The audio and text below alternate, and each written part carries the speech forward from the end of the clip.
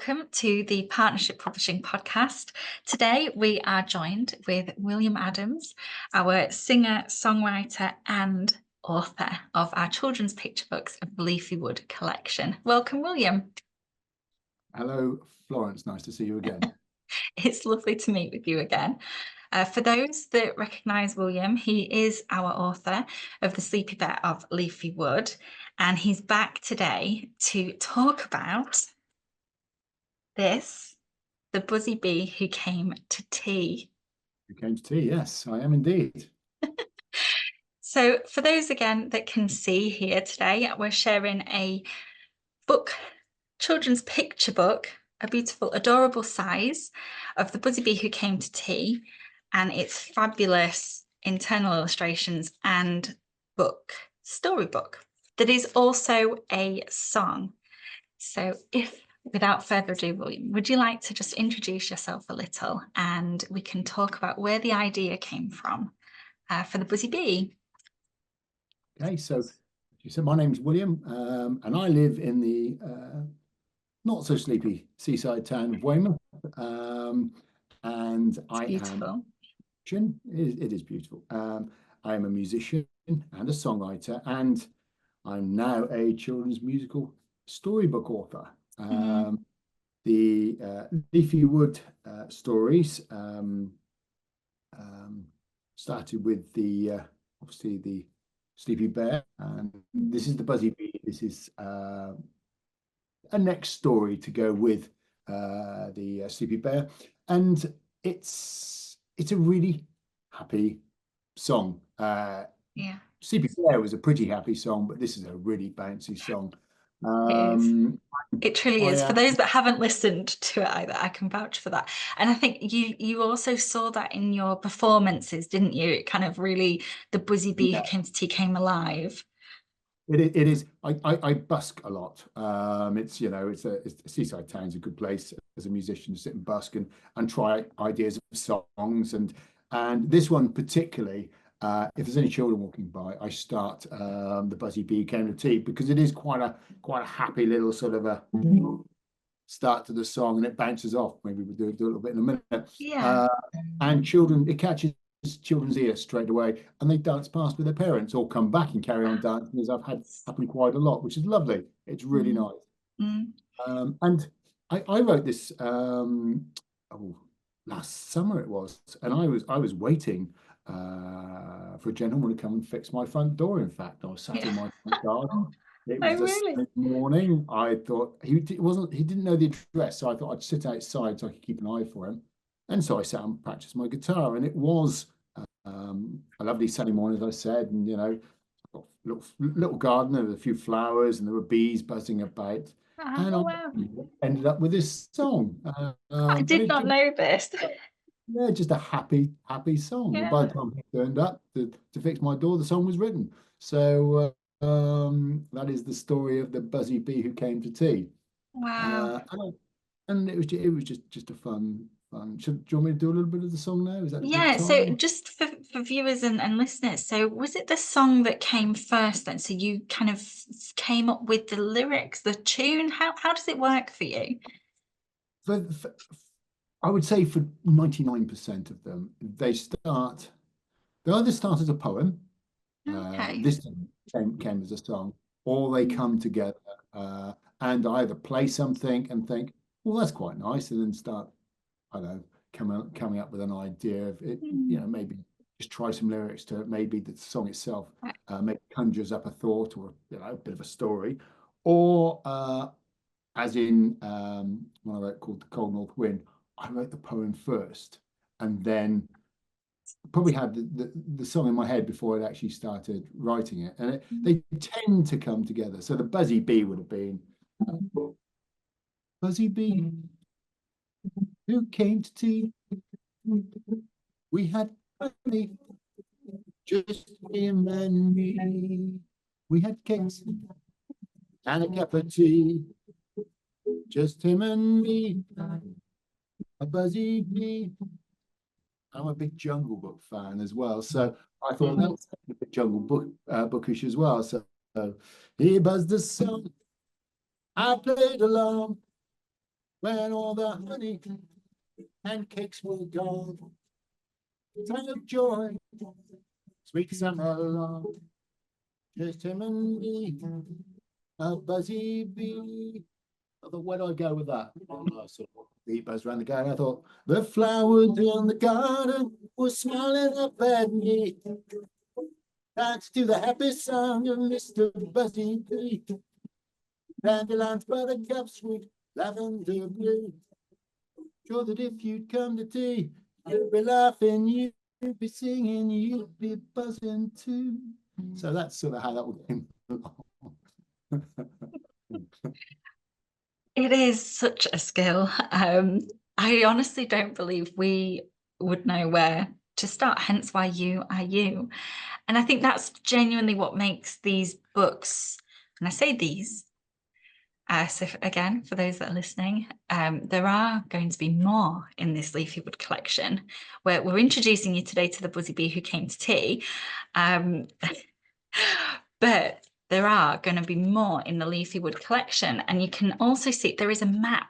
So this world is kind of arrived for you. I don't assume that you were expecting this to happen. Obviously, you were writing, songs arrived. They are very, very fun. And like you say, to dance along, the children's interaction. We know as publishers that children's literature, if children can be entertained, that's where books can also take them. So the mere fact that it is then that song straight away, that there is that audio book, there's that audio representation, the diversity, the inclusivity, it's incredible. Well, I've had two wonderful experiences with Buzzy Bee Who Came to Tea recently. It's as we're talking now, the children are back to school for autumn. But before they broke up for summer, I went back to the school I went to as a little boy, my primary school. Well, that was me in primary school with my school uniform on. I went back to St Mary's School in Charminster, just north of Dorchester, where I started school. And I told them they were having a week of creative writing or poetry or pictures or whatever the children want to do in terms of creativity. And I went in to help inspire them for the coming week and to have an opportunity to come and tell them about my stories. So it was great fun because firstly, I could admit to the children that I wasn't a particular swot at school. And in fact, I left the school not at the age of 8 as they do now to go to a middle school, but at the age of 11. And I still hadn't got my pen license. So I didn't know there was such a thing as a pen license, but I'd been told about it by one of the teachers. And I said, well, I never got mine. I was still using a pencil when I left. So I don't know. It's not an academic thing. It's creative people aren't necessarily the ones with the highest IQ. They're people that can still, I think, be playful about life. They can still find stuff amusing and think, silly things that then they can create with. And I think that's important. So I told the children about, the fact that, if they write, then to, I don't know, express themselves, write what they know about, and I use writing and songwriting for that, and also as a way of, I don't know, helping yourself in terms of feeling better if you're not very happy or you've got some pain or something. And the little boy or little girl that you are, like me, is still in you when you're my age. Yeah. And you've got to look after and nurture that and have some fun with it. So and it was wonderful because I had 161 school children dancing to the Buzzy Bee Who Came to Tea, which was wonderful, all being and then last week I did a story reading for some children who didn't speak English. They were refugees actually, and they could count probably to about 10, and they were extremely well educated and spoke more than one language. Just English was the language of just, and they knew things like colours and that sort of thing. But when I played the song and they all had a little tambourine or something, the whole room, they were all playing and clapping and loved it. Wow.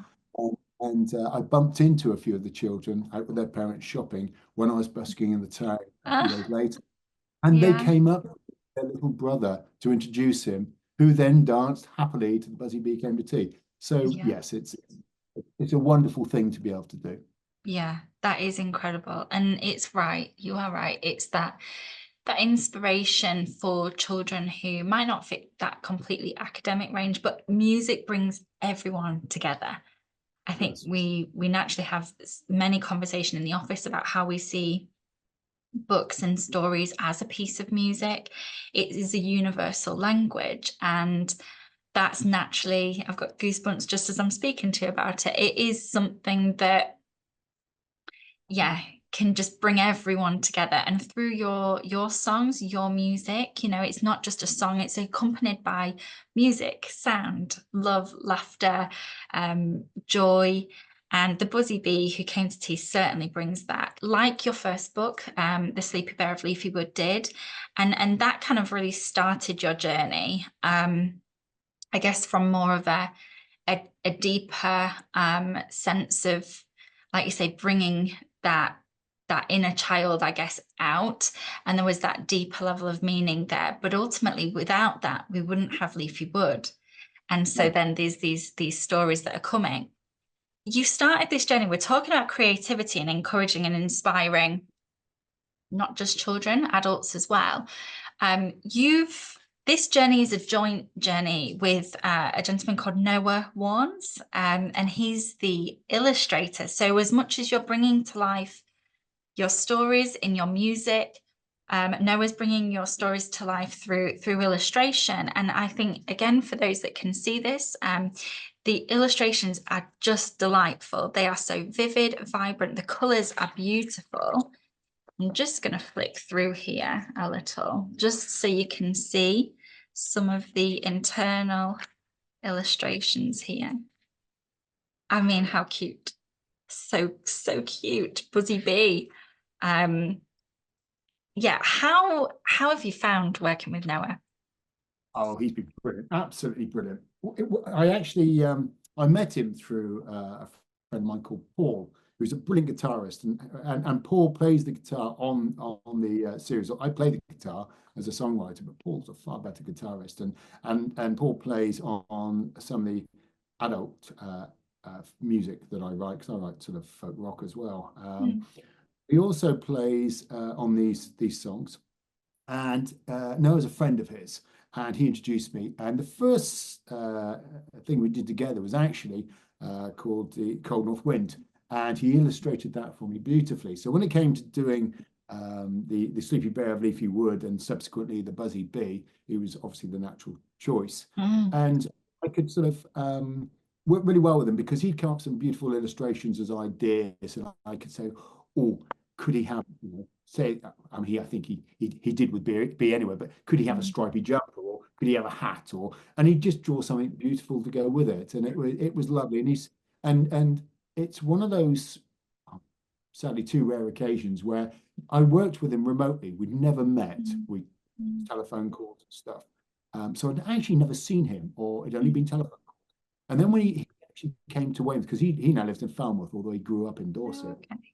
And he came up, and I met him in Weymouth, and it was a pleasure to meet. He was a Mm, really lovely, lovely guy. yeah. I've got a daughter of a similar age, and he just reminded me the same sort of, just Mm, happy way, mm, just really about his art, and really mm. about, just life, and being good in the world. Really, I think he's just a Yeah. lovely soul. He's just a lovely guy. Yeah. Also, he's very, very talented. So I Mm. was like, Yeah, extremely lucky. And yeah, that relationship and the effortlessness. I mean, genuinely, you can tell that there is a talent there. The graphic led illustrations are stunning. But the attention to detail as well. It's not too simple. I think as well, this age range for your children's books and Buzzy Bee Who Came to Tea, I think because it's naturally becomes a song and it's musical, it can be for the inner child as an adult or a child. of 3 plus, or younger, you're listening to music. So I think it's a real broad spectrum. So when it's come to the illustrations, it's quite an incredibly difficult and challenging like balance to get that right. And it just seems to be the perfect balance. Again, another beautiful scene there of Bear and Bee. There's a little hint here about other stories in Leafywood. Again, more to be revealed. But You'll I think, notice that Buzzy Bee, I said adding things. Buzzy Bee is playing a kazoo. are you, Playing a oh, kazoo. I fun. said, well, here's he playing a kazoo because I thought firstly it looked great that he was playing a kazoo, and secondly I thought, well, I can get one, and if I'm ever doing it live, I can actually beat Oh, that. amazing. Literally, the depths that you do go to as well, I think for our audience here, understand that when William puts his mind to anything, including the books that you will be reading, and I urge anyone who's listening to this to purchase a copy of the Buzzy Bee and the Sleepy Bear and the Cold North Wind. There's everything's a mindful moment down to the verse, the song, like you say, the poetry. There's a reason for, and I think, again, I'd ask people to visit your Q&A as well, the first kind of interview that we did in our first podcast about the Sleepy Bear. There's a lot of depth to everything that you do, and that does come through. Yeah, and I'm excited for those to know what comes next. The book product itself. So we've published The Buzzy Bee Who Came to Tea, and it's a little bit different in regards to a book in the respect that we have a map, but it's interactive. We've got a few nice features so children can really be entertained. I think it's taken that entertaining journey through as much as we can.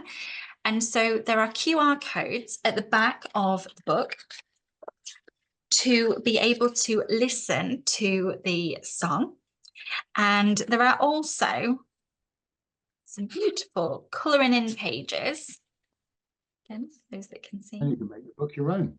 Yeah, you Become an certainly illustrator, can. and maybe add to the story of the Buzzy Bee if you want. Yeah, I think The that's two are honestly beautiful. the songs themselves aren't just English in English either. So No, they are a not. Buzzy Bee in French and in Ukrainian.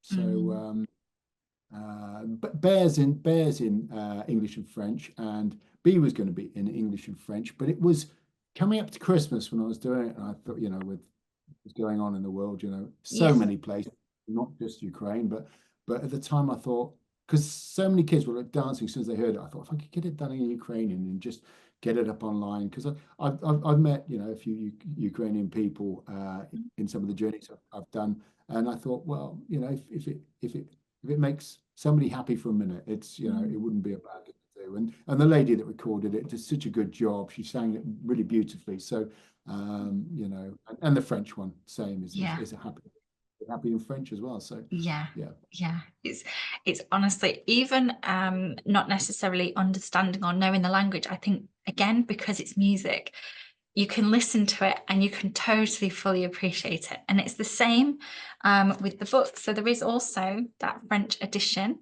of the printed published book as well. So please do for those that can see and listen, please do make sure that you purchase your copy of The Buzzy Bee Who Came to Tea, the first in the Leafywood collection. More to be announced soon. But I'd just like to thank you, William, for kind of joining us today for a conversation. I mean, you mentioned as well that you busk and you do some events. I'm more interested to know, obviously, you're available for events. Is that something that you'd like to continue as well? Yeah, I thoroughly enjoyed it. I've done a few recently. Story times. It's all on the website. Mm, So I could turn up with a story tent, or if you've got a festival of some sort and you'd like somebody yeah.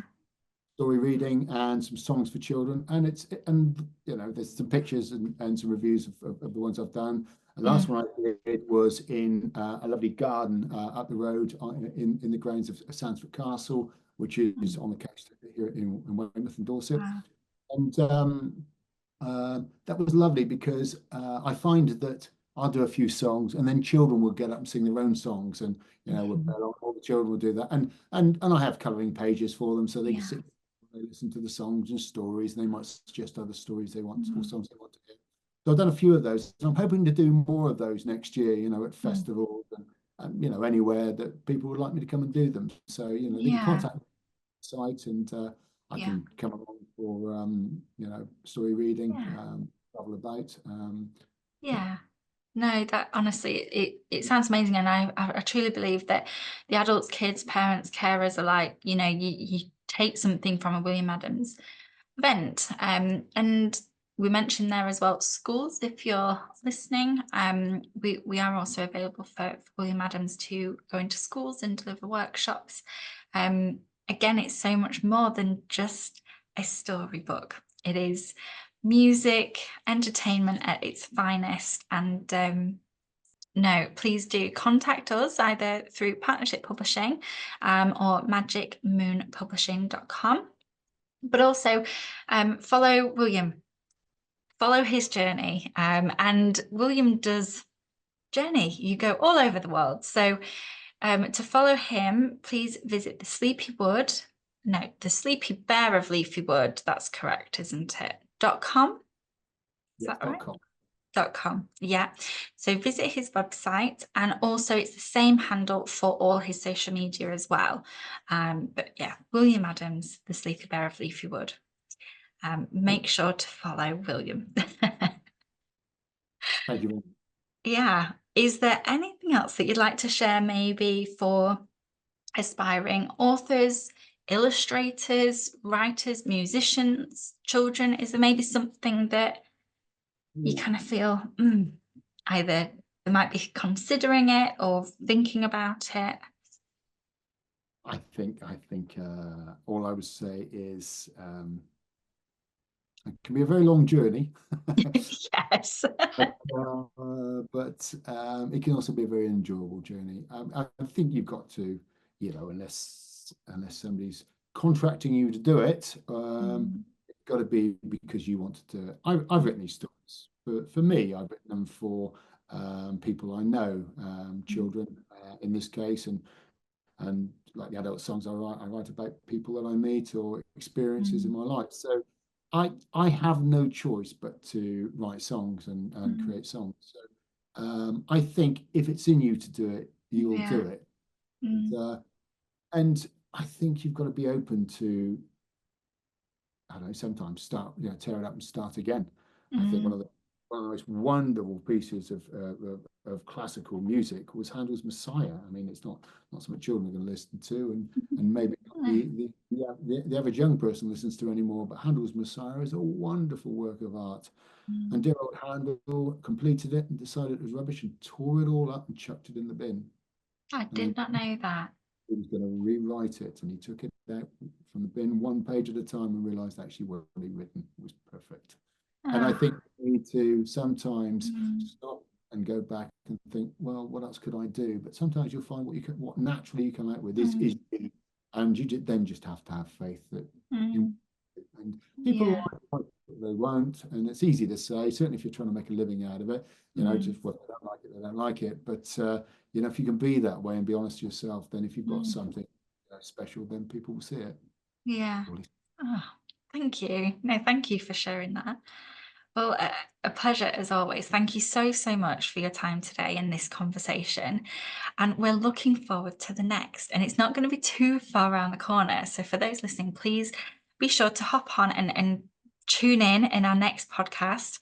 And we look forward to sharing more about Leafy Wood very, very soon. Thank you so much for joining us today. Right, it's nice to see you again. Bye-bye. Thank you. Bye.